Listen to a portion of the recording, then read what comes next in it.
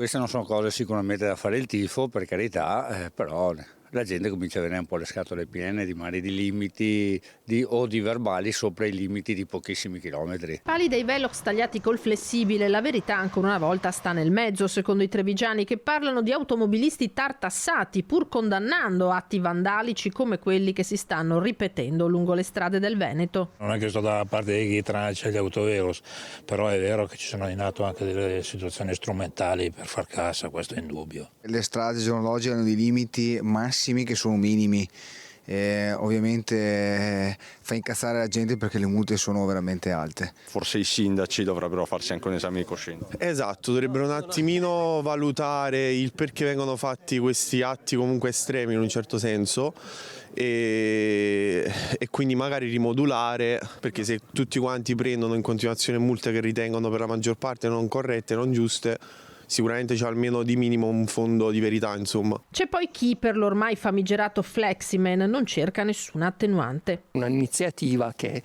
però è pericolosa perché gli autovelox servono per il rispetto dei limiti di velocità e sono importanti perché anche in Veneto vediamo che ci sono purtroppo molti incidenti. Io penso che sia assolutamente sbagliato, ecco, questo non è un comportamento ok, non è che ogni cosa che non va bene bisogna andare a buttarla giù di notte senza farsi vedere. È un'emulazione, basta, è solo un continuare ad emulare e spingere la gente a farlo ancora. Quanto ai sostenitori del vandalo in questione ci pensa il procuratore della Repubblica Marco Martani a ricordare a tutti di fare attenzione, si tratti di frequentatori dei social o di amministratori come il presidente della provincia e sindaco di Castelfranco Stefano Marcon, che non ha nascosto la sua simpatia per Fleximan. Devo dire, a occhio croce ci potrebbe essere l'apologia di reato, però è una fattispecie vincolata a determinati presupposti. Insomma. Diciamo che segare autovelox resta un reato.